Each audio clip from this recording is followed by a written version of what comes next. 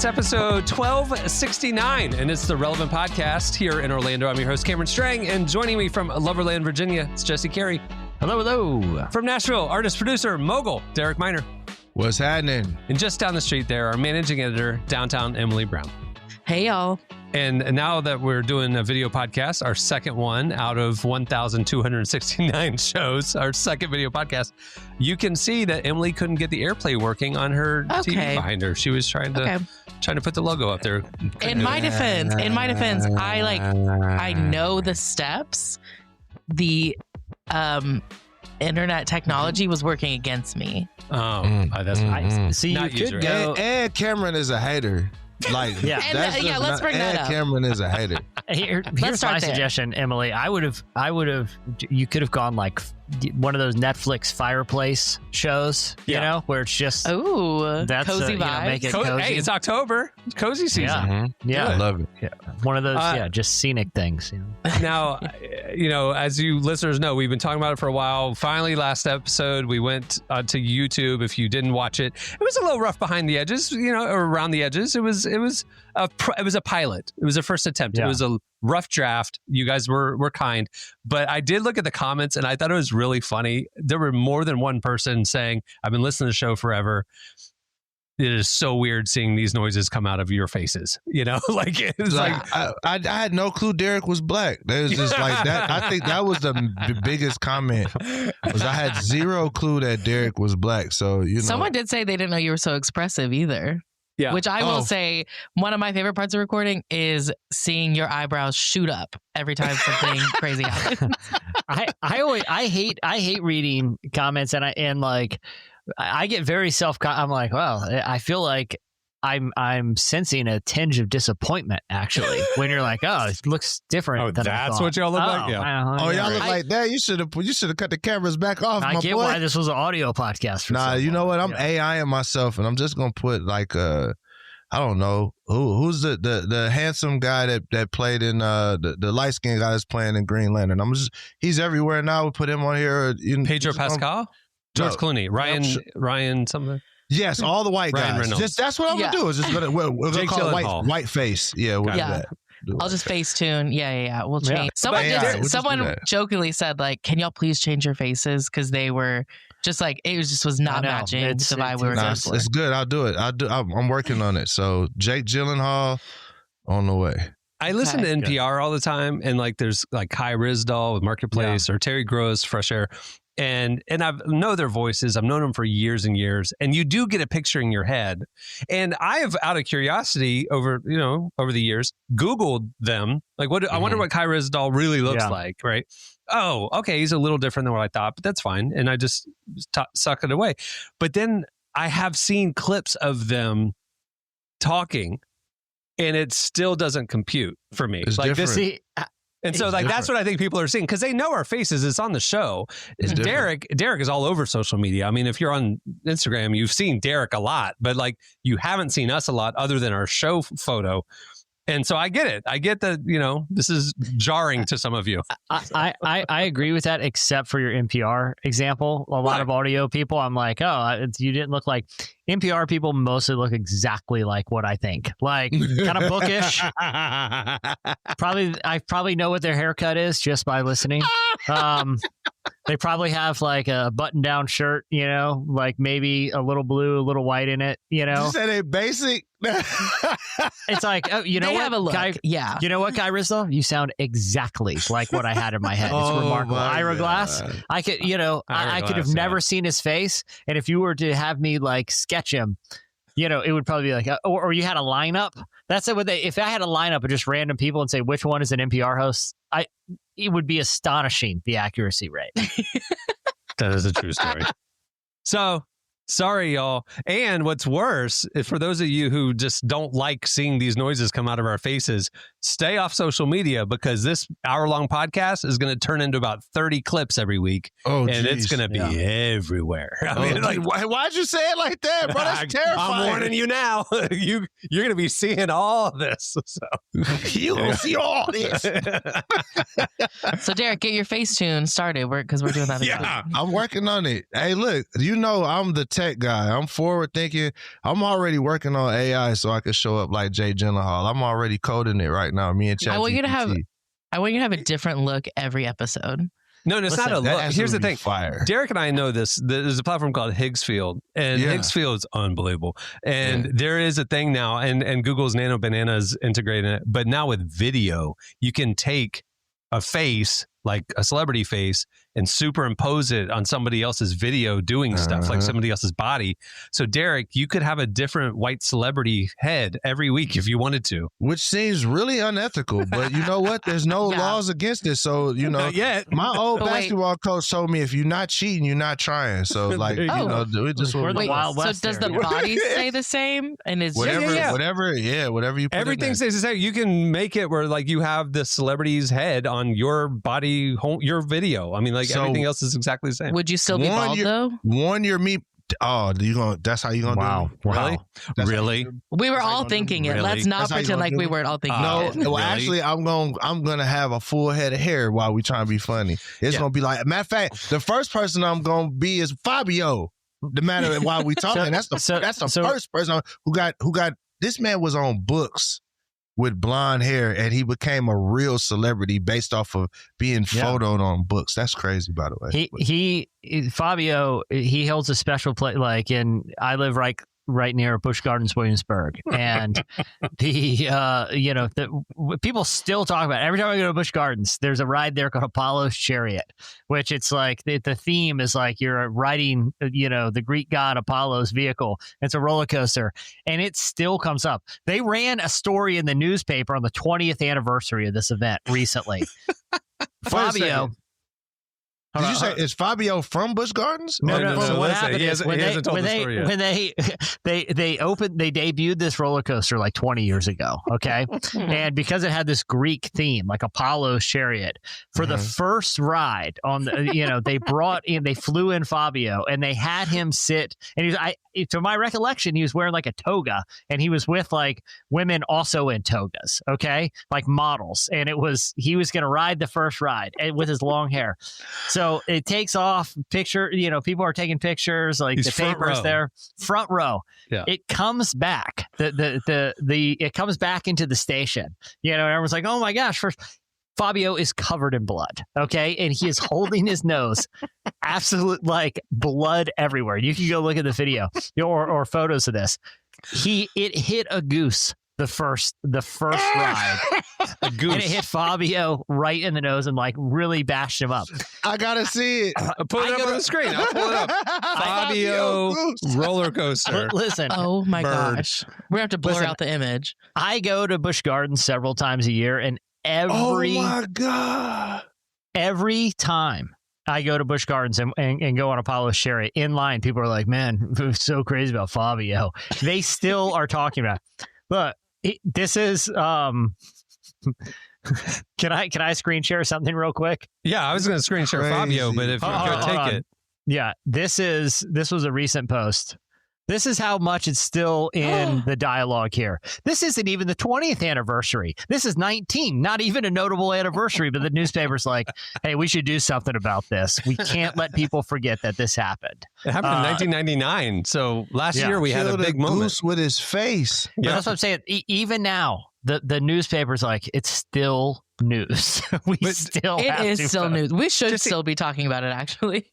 I feel like it was the beginning of bird mishaps that were happening, because like I feel like it was not long after that pitcher hit the bird with the baseball pitch. Randy Johnson in an MLB game was pitching so fast a bird exploded. Like, pull that up. Well, the thing about Randy Johnson now is he is a photographer, and he has a photography business where he's a sports photographer. The logo for his photography business is a dead bird.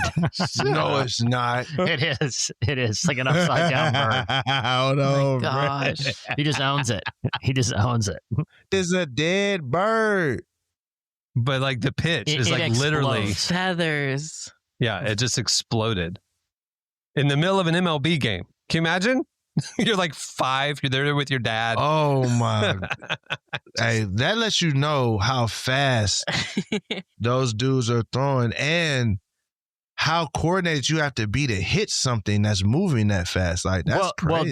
Well, this was an intent. The thing about Randy Johnson, he was arguably the hardest thrower in baseball at the time, and he just rears back. And I've watched this in slow motion. A bird just happens to fly directly into the path of the pitch. I don't know what the odds are. I mean, crazy odds, and it just explodes. It's like someone got a feather pillow and just cut it open right in midair. Like it is nothing but feathers. It was Randy. What did they do after that? Like, did they pause the game? Like, did they just keep going? Briefly, very briefly. They removed the bird and continued on. And I'm gonna keep it real. People with names like Randy and Chuck, they're not to be messed with. Like, if your name is Randy or your name is Chuck, that is like, leave that guy alone, because he's been gifted special powers with the name. Oh, do you see it? Here it is. I'll say this too about people living up to. Dude, this is a year after Fabio hit a bird with his face. So this is like, think about it, 1999, 2001.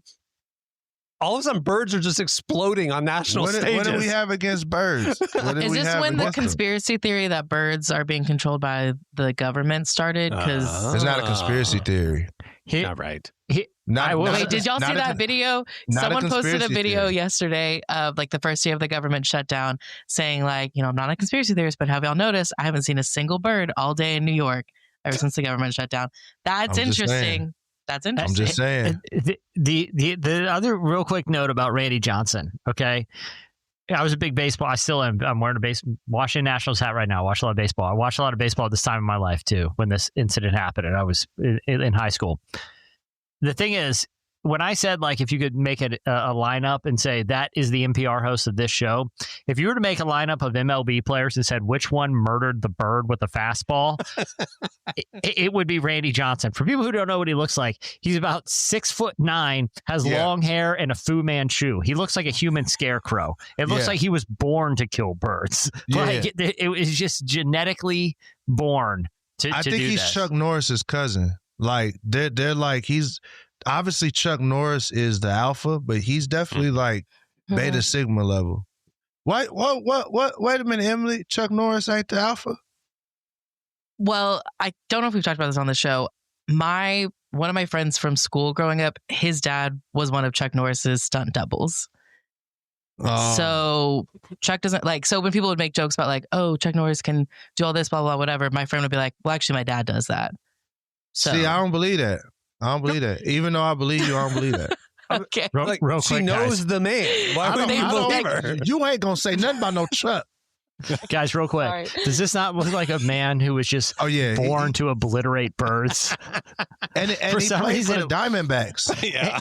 It looks like it looks like there is just a natural born, like when you see this look in his face, it's like, it's just, what you're seeing is a pure hatred for birds. Yeah, I see that. Oh, no. You know what I'm realizing? We've podcasted for 20 years and Jesse loves to go down these rabbit holes. And I'm like, remember, this is an audio podcast. You can't, you have to describe it. So that kind of keeps Jesse reined in a little bit. Oh, it's over with. Now that he has the ability to throw all this stuff on the screen. It's over with. I'm just saying that was too good of an example of a man that people just live up to like his appearance. Like I said, I could line up 15 baseball players from that era of the 90s. You'd be like, I know instantly. I know nothing about the sport of baseball, but that man killed the bird recreationally, and it's him. Oh, man. Absolutely. Well, he's kind of got avian features, to be honest with you. Okay, I didn't want to mention it, but I noticed that right away.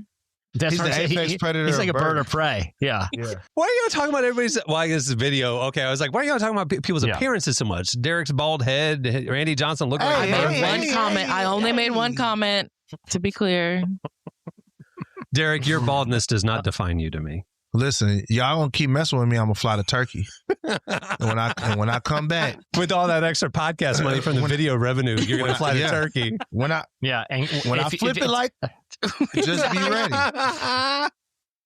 Derek, if you did, it would probably make the news here because that's how much people still talk about the Fabio thing. It is such a slow news day that somewhere in the Virginia Pilot newsroom, they're like, It's 19 years. They're like, that's not really that notable an anniversary. They're like, yeah, but it was Fabio getting hit in the face with the goose. Front page that thing.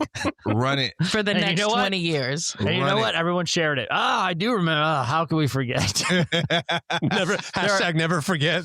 There are two things that happened in this area that people still talk about. And it's still one is Fabio. It still comes up all the time. Like I said, even in the newspaper. The other one is there was 2 radio DJs. We have Virginia Beach is very, Cameron, you've been here. It's very flat, right? Yeah. The highest point in Virginia Beach is the peak of what they call Mount Trashmore, which is a former landfill, which they put grass on and is now like a park. Can I ask, you've mentioned Mount Trashmore to me in the past. Is it the official name or the locals call it Mount Trashmore? It is called Mount Trashmore. It's got a skate park there. The back of the 80s. Like, can we pull up an image of it? It's a mound with grass on it, but it's like 50 feet tall, like a landfill. That's crazy work. Yeah, I think it makes an appearance in the Pharrell movie. I think there's a brief Mount Trashmore flyover, but the Lego one. But anyway, he's got a lot of little Virginia Beach Easter eggs. But anyway, back in, I remember when this happened too, because I was in elementary school. 2 radio DJs for like the rock station. You know, this was back in the golden era of morning radio, where every market had those 2 boneheads. This was Tommy and Rumble. Okay, we had Welch and Woody in the morning. Welch and Woody. Bubba the Love Sponge. We had Bubba the Love Sponge. Well, he ended up going on. Bubba the Love Sponge. He's still going in Tampa. He's still going. But Bubba the Love Sponge made his start here in Orlando. I remember him when I was in high school. But Tommy and Rumble, they on April Fool's one morning, they went on the air and they announced that they had gotten word that someone had planted a bomb in Mount Trashmore, and Mount Trashmore is ready to blow. They had to cancel a bunch of field trips there that day. Also, whoa. They take children to the trash pile for field trips. Hey, real talk. They just put a couple slides on that thing. This like 2 weeks ago. You can ride by. Are you in West Virginia or Virginia, dude? You ride by it right off the interstate, and there's slides going down Mount Trashmore, and it looks sweet. I feel like Virginia is very close to Florida. Like the more I talk to you, the more I start feeling like Virginia and Florida are kind of like they're related. What did Drake say? Pretty but rough. Virginia Beach. Rough up here. Yeah, Virginia Beach. Yeah. She's pretty pretty but rough. That's about right. Virginia Beach, cold Florida. Virginia Beach is like Daytona Beach, actually quite a bit. Like there's a lot of similarities on the beachfront side of things. Well, is that more just like all beaches are like that? No, I'd say, what's that one that you went to in South Carolina? Myrtle Beach. Myrtle Beach, Daytona Beach, Panama City Beach, and the Panhandle in Florida, and Virginia Beach, I would say have a similar beach culture. You know, kind of like airbrush souvenir T-shirts and like what we saw. Hey, y'all, watch this. Remember we were there and they were selling shorty shorts like Daisy Dukes, and it had the Chick-fil-A logo on the butt, but it said thick fillet, THICC fillet. I should have bought some of them for my wife. Listen, there's a remarkable. I don't know how legally they're selling some of these shirts and shorts publicly because I don't even want to describe some of the sayings that they have on this podcast. But, you know, Jesse, I saw a local news report. I don't know how it got in my social media feed, but a local news report from your Virginia Beach news station. And the reporter is walking down the beachfront because apparently some of your legislators are trying to ban and outlaw some of these obscene merch stores. Because good luck. Because there's children walking around the beach seeing thick fillet. Good luck. I like it. There's a lot of there's a couple like the first children don't need to go to the beach anyway. It's for adults. And like it's only, and this means nothing to anyone who doesn't live here, but it's only like south of like 20th Street. You know, once you get south of 20th Street, there are like sword stores and stuff. You can walk into like a beach store where you buy like a bucket and a hermit crab, and for some reason they have bongs, brass knuckles, and swords that you can also buy. Like that's the vibe it gets. That's the name of the store, like Bed Bath and Beyond. It's bongs, buckets, and what was brass knuckles. Brass knuckles, bongs. I just don't understand why you would smoke a bong with brass knuckles and a sword. It just pretty but rough, man. You know, that's us. Beach. All right. Well, for those of you who are that was fun checking us out on YouTube, what's this Christian show about? Well, we're gonna bring y'all brass knuckles and swords. That's it. There you go. Listen, I just calls them as I see them. All right, stay tuned after this break. It slices. Today's podcast is brought to you in part by Mercy Ships. Globally, 5 billion people lack access to surgical care. In sub-Saharan Africa, there's only one surgeon for every 200,000 people. Mercy Ships provides free, life-transforming surgeries for people who have little to no access to medical care. They help the blind see, straighten twisted limbs, remove deadly tumors, treat cleft conditions, and so much more. With state-of-the-art hospital ships, they provide safe surgery to children and adults living with treatable conditions, and it's completely free of charge. They do all this work with an all-volunteer crew of professionals who donate their time and talents. Surgeons, stewards, nurses, engineers, and more make the world a better place. Your donation today provides free, safe surgeries to people in desperate need of help. All gifts are matched, so please donate today at mercyships.org/relevant. Today's podcast is brought to you in part by Tim Tebow's book, Look Again. Have you ever wondered what would change if you truly believed you were infinitely valuable to God? In his New York Times bestselling book, Look Again, Tim Tebow reveals the powerful truth that when we learn to see the image of God in every person, including those we struggle to love, everything changes. Tebow shares incredible stories from his work with people the world often overlooks, and it will challenge you to stand up to the lies, rediscover the worth that everyone has, and impact the world for good. Find Look Again by Tim Tebow, available now wherever books are sold. Okay, it's time for Slices. What do you have, Jesse? All right. I ran across a news story. By ran across, I mean Emily sent. She knows exactly the type of news I'm looking for. And I did not see this because, ironically, it's the anniversary of the Fabio thing. So I started reading that again. That's been all over your feed. Because around the algorithm in my geolocation is all about reminiscing. It's a big story here every year.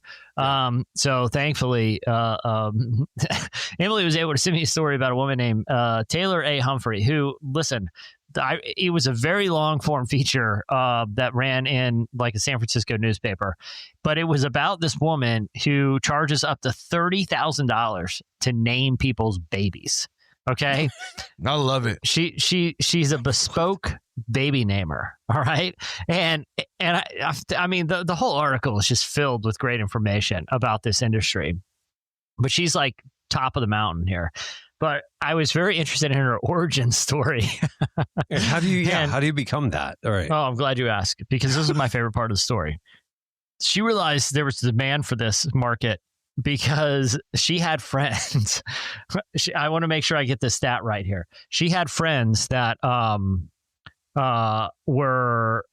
had a baby, and they were in the husband and wife at the hospital were in a very heated dispute about what the baby's middle name should be. And so much so that they were refusing to sign the birth certificate. But you can't leave the hospital unless you sign the birth certificate, right? Okay. Like that's so they ended up staying in the hospital because they were in such a heated argument for so long that they racked up a hospital bill of $300,000 because both of them were just stalemating each other, refusing to sign the birth certificate.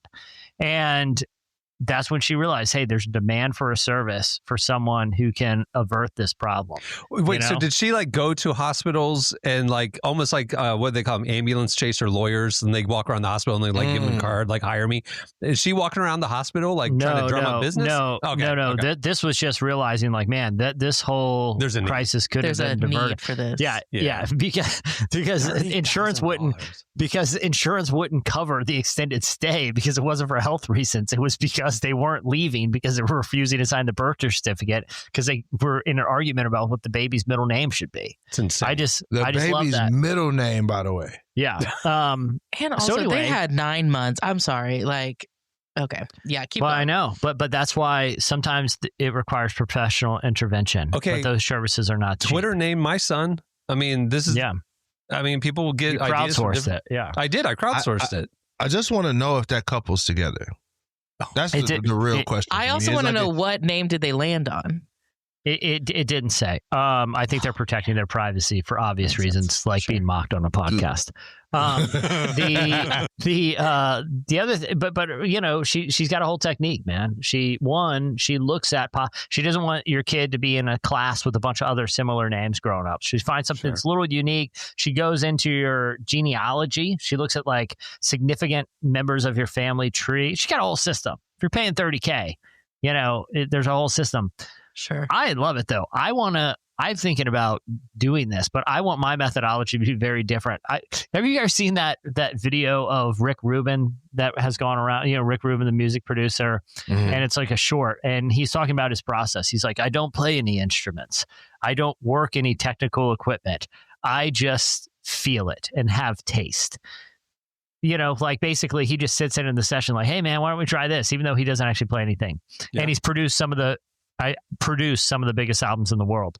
I want to be the Rick Rubin of the naming thing. I'm not going to do any research. Okay. I probably won't. I'm going to briefly meet the couple. I don't even need to know your names. I just want to size you up. Are you going to get a vibe from the baby? Or are you going to like? No. Well, they're not born yet. I'm just going to look at the mom and dad just briefly, just walk in the room, kind of vibe out for a minute.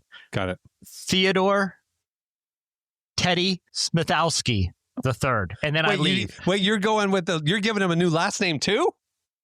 When necessary, if I feel it. Well, because honestly, the first name has to go with the last name, and if their last name doesn't vibe, how much you charging?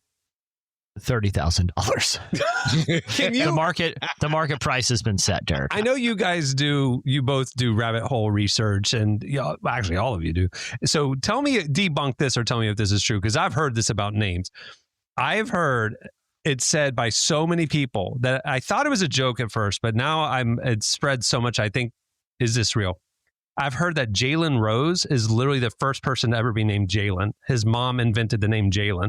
And then when the Fab Five got famous in the 90s, all these babies were named Jalen after that because it was such a unique new name. Is that true that Jalen Rose is the first Jalen? Because in the professional sports now, there are hundreds of Jalens, it seems like.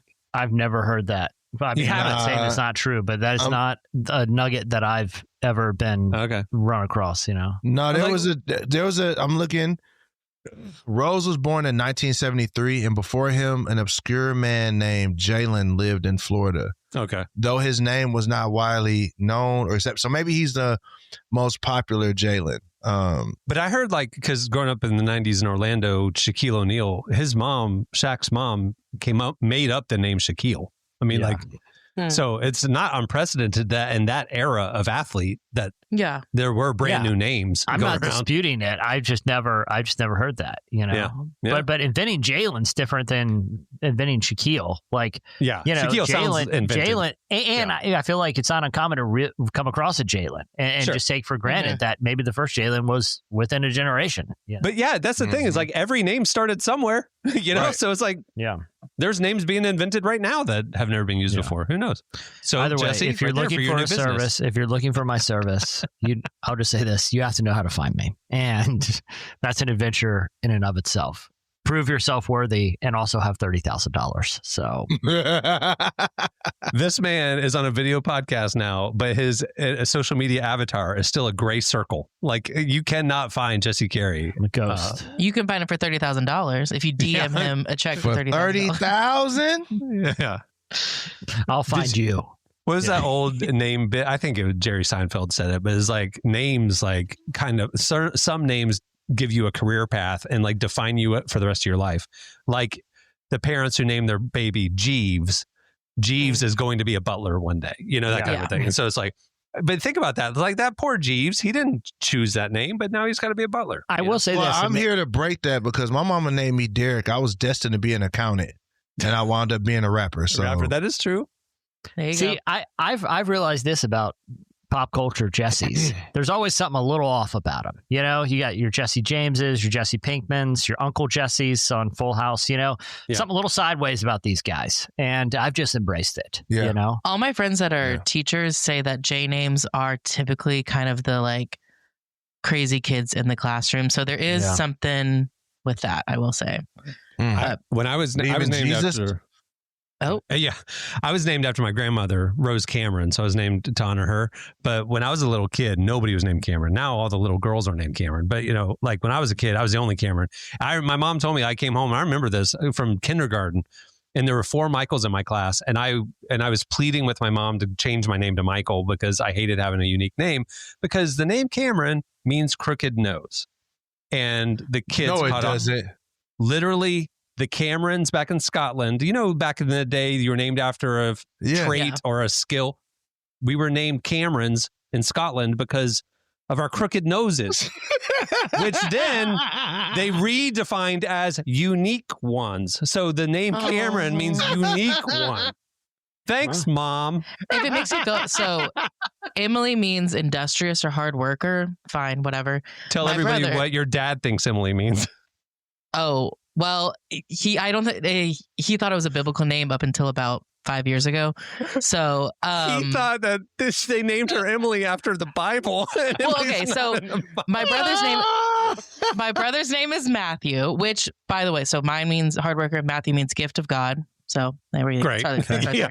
So my mom got to pick our first names. My dad picked the middle names. That's what I've been told. So my mom picked Matthew, one, because it was popular, but also because it's a biblical name. So then when she picked Emily, another, probably the most popular name, she just picked it because it was popular, not obviously because of the Bible thing. But my dad thought that it was also in the Bible. So for easily 20 something years of my life, he thought both his children were named after characters in the Bible. And then when my brother started having kids and he and his wife were coming up with names, I was talking about with my dad at one point, and he mentioned something about my name being in the Bible. And I remember like being in the car with him thinking, Dad, I've read the Bible, like the full thing, and my name does not show up once. And There's he goes, there's not one Emily in the Bible? No, it came like way later. But he was like, no, it's in there. It's like in the Old Testament. And I said, no, there we got Esther. He was thinking of Ruth. Esther. Like there's literally 5 women in the Bible. So like there's just majestic, powerful queen prophetess. We don't even got a side character named Emily. There got to be a side character. Emily gave somebody a glass of water, please. No, she's not even close to being in there. Not for hundreds of years, I'm pretty sure. So, you know, but it was really sweet that my dad thought I deserved to be in the Bible. I don't know. Yeah. Jesse, did your parents ever explain to you why they named you Jesse? Does that have connection to family or meaning or anything? Everybody, all the cousins on one side of the family are J's. There's Jesse, Jeremy, Justin, Josh, Jake. A lot of J. Yeah, it's just a J thing, you know? Yeah. Those poor That's teachers. how it shook out. Yeah, I know. And I'll say this. Me, my brothers, and all my cousins have caused quite a bit of trouble growing up. So shocked to hear this. Maybe you're right about that, Emily. Your mom also is making extra work for us because the captioning software that we use for this new video podcast thinks your name is spelled with an IE. And every time your name is mentioned, we have to go in and manually correct it. You think AI would be smart enough to know, but you know my thoughts on that. All right. What do you have, Derek? There's a woman that's going viral in Florida, and the reason why is because she won a video game tournament with a 5-day-old baby in her arms. I'm going to show you what? Picture. Oh, there we go. This is her. That's a fresh baby. This is a fresh baby frying the guy that's next to her. His friends better never let him live that down. At Mortal Kombat. And she beat 3 other people, including her husband. So that's great. She whooped all these guys. She won a $28 prize and a trip to DreamHack Atlanta Gaming Festival in October. So pretty much this is what I've found out, that mothers can pretty much do anything. That is the moral of the story, is that if you're a mother, it's like a superpower. She already was cold at the game, but having the baby, it just took it to the next level. Sorry, did you say $28? Yes. She won $28. That's it? I thought it was a typo. I was looking for love of the game. $28. Love of the game. So she whooped all these dudes just for the love of the game. Just off the muscle. Aspirational, actually. Okay. I will say the more impressive thing is she actually left the hospital that day. There was a baby name dispute, and they brought me in. I just walked right. I was in there for about 3 seconds. So it feels like a Beth, and I left just like biblical name. Check this out, though. Not only she didn't just have the baby, but she had the baby with a cesarean section. So it's like she's in pain. Actual surgery. Yeah, she's in pain. Wow. Yeah, she's in pain, whooping you at Mortal Kombat, and there's nothing you can do. Like, you are just getting. She's like, "No, I've already been in Mortal Kombat. I just had a baby 5 days ago. Like, this Literally. is nothing." That is wild. Yeah, See, I knew the slices options that were floating around, and I thought Mr. Conspiracy over here would latch on to the Instagram CEO's announcement this week. Oh, we already know he was lying. Oh, yeah. We Don't even need to talk about it. His face looked like he was lying when he was talking. Like, there's nothing even to talk about there. Like, for the listeners, I was like, nah. For the listeners, what we're talking about is Adam Mosseri, the CEO of Instagram, which is the biggest platform in the world now, 4 billion active users a month, bigger than YouTube. Announced he does a weekly thing where he addresses questions and stuff like that. And he said, one of the most persistent things in my comments is people saying Instagram is listening to me and showing me ads based on stuff I'm talking about, and I don't like it. And he went on there and saying, we're not listening to you. Here's all the reasons why we're not listening to you. Man, the comments under that post were roasting him. It was hilarious. It was great. How you know he was lying, because he said, I was having a conversation with my wife, a debate. Bro, so we already know your wife know what's going on. She know how y'all work in the situation. You just like, let me set this record straight and let me make sure my wife know too. We're not listening to y'all. You're lying. Wives always know when you're lying. They always they know when you're lying. That's funny. I didn't think of that angle. That's funny. Today's podcast is brought to you in part by John Mark Comer's book, Garden City, a book that speaks to the tension we all feel between work, rest, and purpose. The New York Times bestselling author John Mark Comer takes us to the scriptures to identify what it really means to be human and flips the script on the idea that who you are matters, not what you do. He shows that God created us for meaningful work and meaningful rest. Both matter. This book helps you ask and answer the big questions. Does God care where I work? Is there a direction for my life? So you can discern God's heart for your calling, your rhythms, and the way His Spirit wants to shape every part of your life. If you're longing for purpose and a more grounded way to live, check out the new hardcover edition of Garden City wherever books are sold. Well, today's show is brought to you in part by the new book, God, the Science, the Evidence. We talk a lot about faith, but how often do we talk about science in the same breath? You might be surprised to discover just how deeply the two actually agree. For centuries, science has been used to dismiss the idea of God, but today an intellectual revolution is underway. Modern discoveries in physics, cosmology, and biology are consistently revealing the same truth: creation isn't an accident.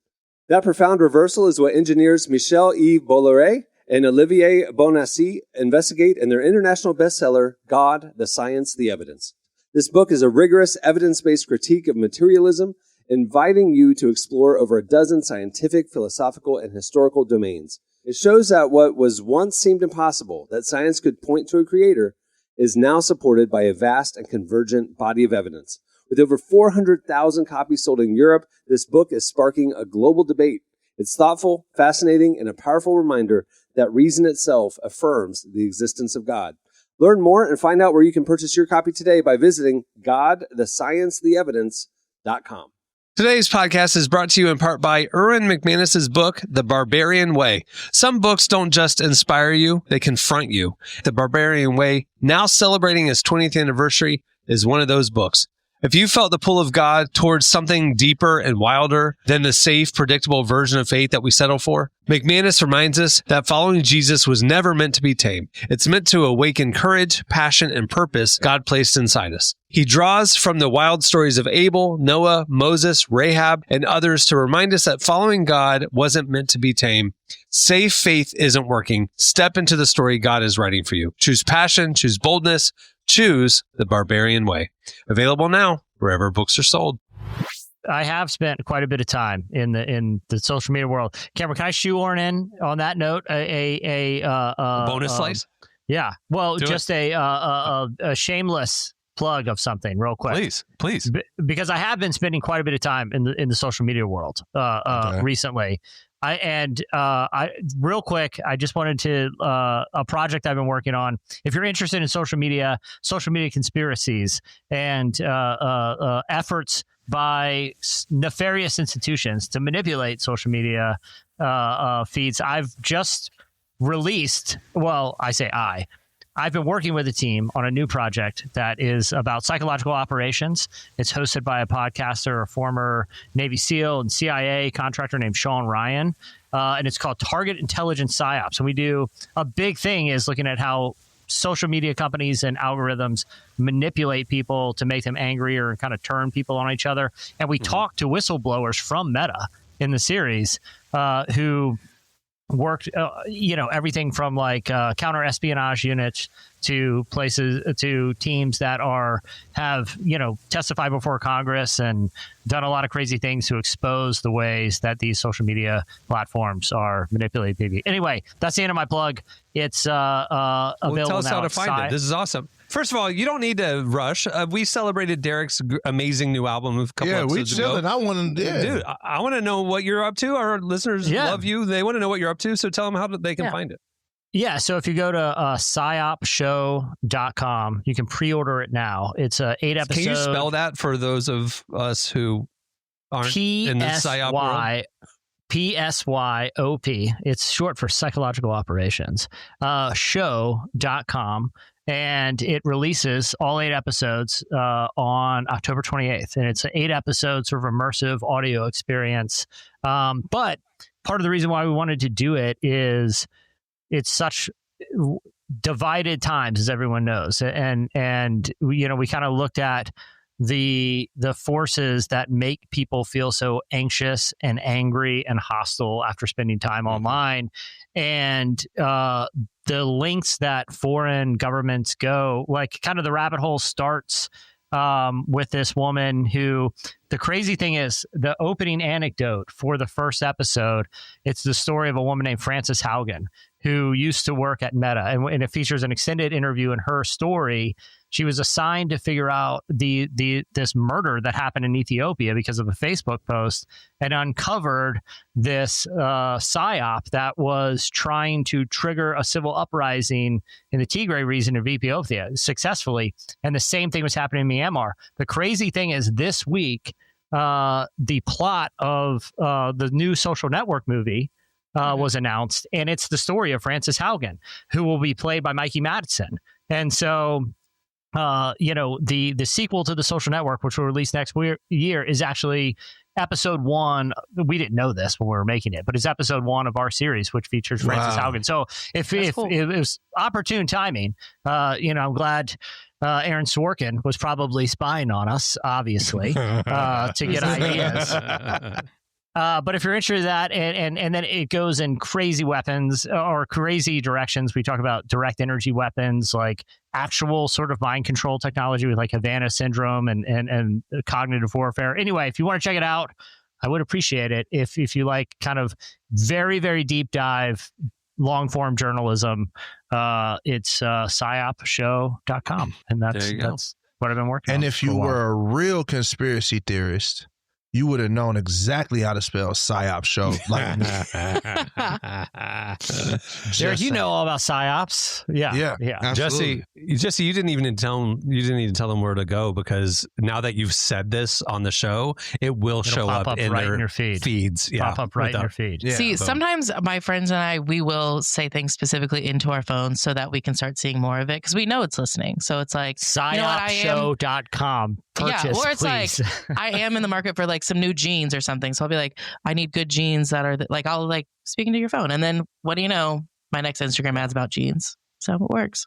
All right, Emily, we got about 5 minutes for your slice. Take it away. Okay. Well, you guys know SNL started this week. There's lots of new cast changes happening. Not as many as I thought they were going to be. They kind of made it seem like they were going to like, all summer, it was be the cast-pocalypse of like blowing up the show after season 50, and a couple fringe guys. Ego Wodum leaving is big, but Ego and Heidi left, my girls. Yeah, but that's it. Yeah, but I was bracing myself for more. So a lot of people are coming back, including James Onsta Johnson, who does the Trump impressions. I think he's probably one of the best impersonators on the show right now, personally. Yeah, he's great. Well, who was the guy back in the 90s that did amazing impressions, and they had him on forever? He did like Clinton, and maybe it's the 2000s. He was like an older guy, middle-aged guy. But because he was so good at impressions, he was on there for like 15 years, I felt like. Forget his name. I can see his face. Sorry, go ahead. I feel like James might be that. He's so versatile with his impressions. Yeah. Yeah, he can do a lot.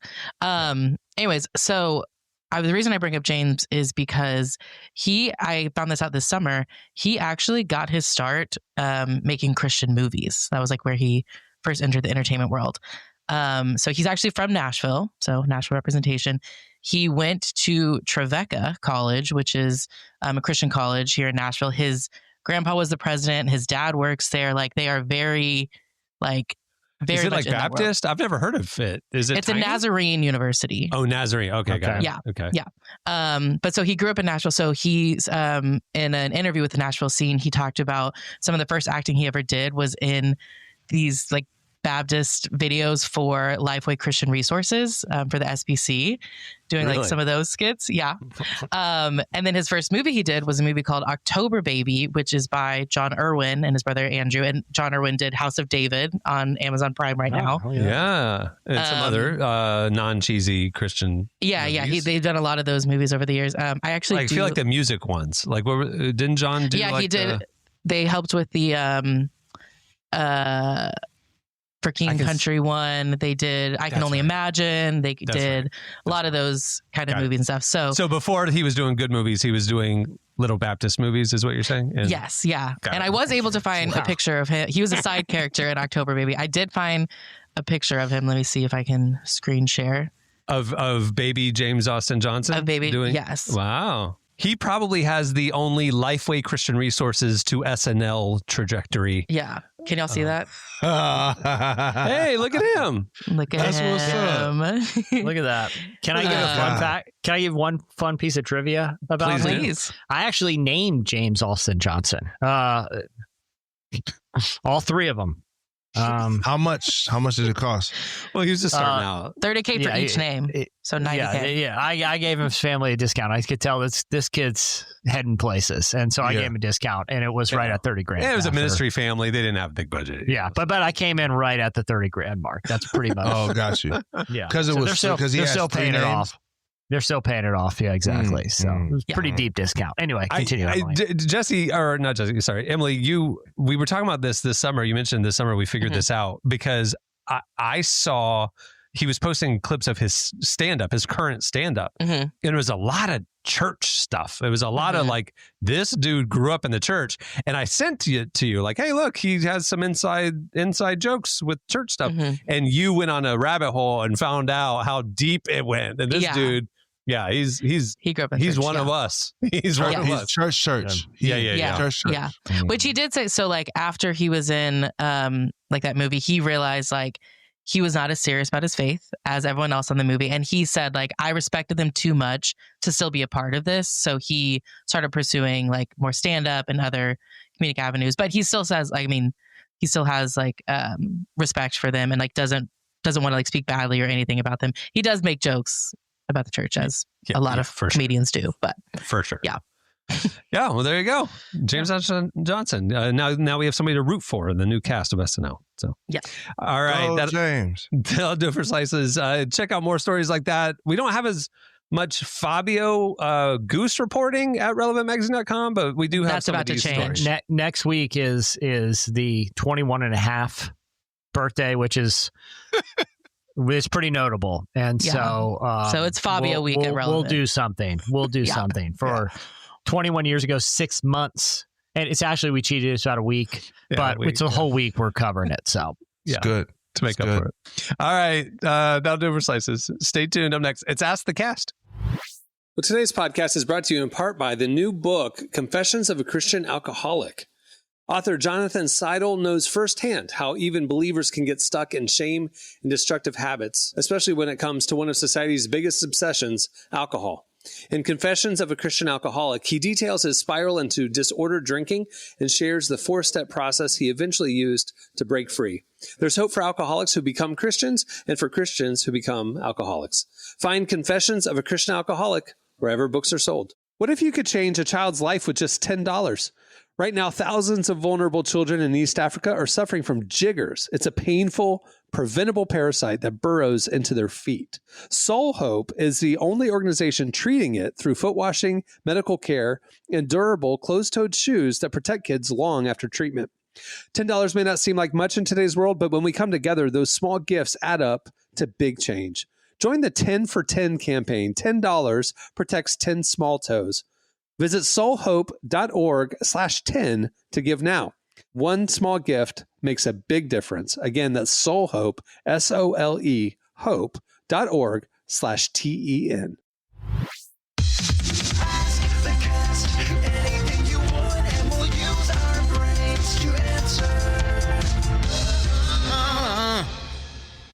Okay, it's time for Ask the Cast. We went on social media. We have a couple minutes here. We went on social media. We're interacting with y'all more. We're seeing more of your comments, obviously, on YouTube and stuff. But over on the Relevant Podcast Instagram, we asked you guys for some questions. If you had any questions, you sent us life questions that you have. You also some get to know you cast questions. So let's see. Tyler did that.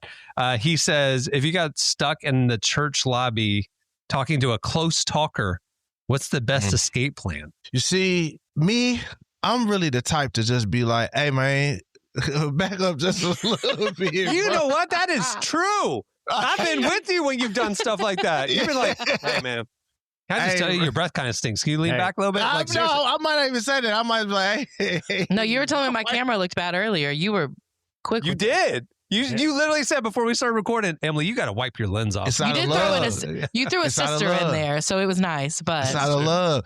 I clocked it. And you know what? I don't know if that's like a black church thing or whatever, but like, bruh, we would make fun of the things that are the most. You're not supposed to make fun of those things. Like, and I don't know. It's just growing up Black Pentecostal small church in Columbia, Tennessee. It just is what it is. Like, there was somebody that we would avoid getting prayed for, because he would always spit in your face while he's praying. And his breath was always bad. He didn't mean to, but it was like, is it Daffy Duck? That's like it was like Daffy Duck. So it was just like, no one was going to him in the prayer line. It's like, I need God, but I don't need him that bad. See, Derek, I go the opposite. I close the distance. Okay. How close to the sun do you want to fly? Let's ride the lightning. Let's do this thing. Oh no. Let's see. Are you Let's see. You pushing in? Yeah. I'll make them push back. Let's do it. Let's do it. A little taste of medicine. Let's get crazy. It's the J in the name, bro. That's what it is. I close that. There's something in his mind. Maya Bell wants to know, well, she's kind of got a two-parter. She said, I want to know y'all's bad youth group names growing up, because we all had some pretty bad youth group names. And then she said, each of you had to be a youth group name. Which one would you be and why? My youth group growing up was called Strike Force. And then literally the little verse was like, the righteous will take it by force, and it was a sword, and like half of the sword had Jesus's reflection on it. It was the most 80s 90s Strike Force. It sounds like a bad Apple video game that spying on your computer, your phone while you have it on your. It's like, we're taking the city for God with force. Yeah, it's like great. Yeah, that's I can't remember mine. I remember it was flame related. It was fire or something, or blaze. I remember there was fire incorporated into the logo, but unfortunately, it was like Acquire the Fire. That was a big era for fire. Yeah, but there was also blaze and like, inferno and stuff like that. I feel like now it's just like the group or something, like they're like, or just youth. Yeah, like youth. Yeah, it's like nothing. They're like anti-branded now. Mine, I don't remember the name exactly, because I don't think this is our name. I know our youth group room was called the Harbor, because it was like a safe place. Whatever. Gosh. Yeah, we didn't have one. And then our small groups were called Pier 7, because we'd go to the pier with our close friends. I remember, speaking of the Harbor, we had a meeting. I remember it was a meeting, and I was invited to be part of it because they wanted the youth feedback for the church. And one of the ladies in the church was very passionate about this idea. They wanted to build like a new building, an activity center. She was trying to pitch it to church leadership, right, for the youth, and she wanted to call it the Youth Magnet, and the entrance would be like a horseshoe magnet that you would walk through. It was just such a horrible, lame idea, but it's like typical middle-aged church lady, like the Harbor and like Youth Magnet. And you walked in and you're like, this is totally wrong. All you need is really a bumper pool table. Thought about that, guys? Right in the middle of the room. We don't need to build a building called the Youth Magnet. Okay. Lindsay said, Derek, you're offered $50,000 to never use emojis again. Do you take it? Oh, yeah, for sure. 50,000 and never use it. Man, I don't even care about the emojis. Yeah, I was like, he doesn't use emojis like that. Emojis are for everybody else because when I text so direct that they think I'm being mean. So I just put a smiley face on it so they know I'm not being mean. I'm just saying stuff. So, but hey, for $50,000, y'all just gonna have to be mad. It just is what it is. There you go. Noah says, Noah, oh my gosh, his @ name is Arc of the Deal. Noah is his okay, all right. I like it. I like him. I like him already. He Did just someone help him says for that with $30,000. that's pretty. Oh yeah, somebody paid. Yeah. He said basically he's asking what your favorite section was in the Christian bookstore growing up. That's kind of what he wants to know. I discovered the music area and they had it was good. Yeah, they had a little CD players, little Walkman. Yeah. You could listen to a sample. Yeah. I'd be like, oh, who sounds like Green Day? Oh, look at this, the equivalent here. A little, a little note card. Ben wants to know specifically, have you ever been kicked out of youth group or small group? And for what reason? Oh, too many to count, Ben. You're a repeat offender, bro.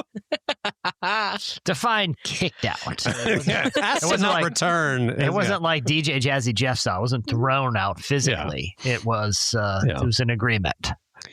Last one, Chloe. This is funny. She has a theme. Her @ name is Chloe Snacks. Her question, what's the weirdest snack combo you swear by that everyone else would roast you for? So she really cares about her snack content. I eat bologna every day, pretty much. What? Every day. Yeah. That's my go-to lunch. I do a bologna sandwich every day. Bologna and mayo. That's it. I'll do along those lines. I'll take a piece of like whatever deli meat, wrap it in like a dill pickle. 100%. That's pretty good. 100%. When I'm trying to cut carbs, you just wrap up the turkey, the sliced turkey, put a little mayo squirt on there, and you got a little hot dog, I actually learned this from one of my mom's friends. I like to dip tortilla chips in ranch instead of salsa. That ain't too crazy, I don't think. Is it? Is it crazy? The first time I saw it, I thought it was insane, and then I tried it, and I've done it for years ever since. Yeah, so why not? Why not? Derek, you got better than bologna. I don't do this anymore. When I was a kid, my mom said I used to eat raw potatoes. Oh. Yeah, she's like, literally, she would be like, she'd be cutting potatoes and not ask for a raw potato. So would you put like some spices on it? Nah, just raw. Just an unseasoned raw potato. Unseasoned like, raw potato. Like I'm assuming peeled. Yeah, for sure. Okay, just like an apple. No. It would be like she making potato salad. Sure. She chopped the potato up, be like, yo, you can have that. That's about the weirdest thing. Right now, I feel like my palate is very, it's more mature. You're too bougie now. I'm pretty bougie now. But do you ever find yourself just like craving a raw potato in the middle of the night? No. No. Absolutely not. Not one time ever. That'll do it for Ask the Cast. We'll wrap it up. Last week, I didn't even give you guys a chance to say your name and say goodbye, so we'll make sure to do that today. Hey, if you're watching this on YouTube, make sure to like and subscribe, share it, comment. We like seeing the feedback. Calm down with it's weird seeing these noises come out of our faces. We get it. Let's move on. Keep cooking. No, matter of fact, I'm with Vito Cameron, even though he owns the whole company and this is his show. But I actually would like you to tell us what type of faces you expected to see from our voices. I think that's gonna be interesting. Describe it in detail. Yeah. Describe it in detail. Yeah, you know what I mean? Almost like what's that game? You have to describe the person. Guess who? Yeah. Do that, but tell us what you thought we would look like. There you go. Yeah. Okay. All right. Well, thanks again. Like and subscribe, share it, tell your friends, help us get word out about the new video show. On that note, we'll wrap it. I'm Cameron Strang. I'm Jesse Carey. I'm Derek Miner. I'm Emily Brown. We'll see you next Tuesday. See you guys. Woo.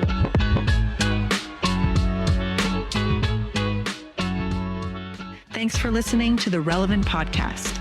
For the latest at the intersection of faith, life, and culture, make sure to check out relevantmagazine.com. And while there, click over to issue 117 of Relevant. The new digital issue is packed, and you can read it for free.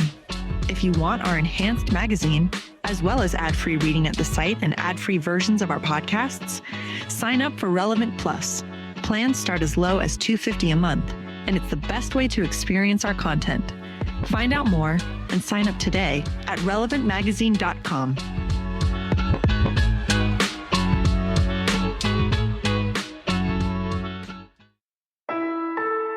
Relevant Podcast Network.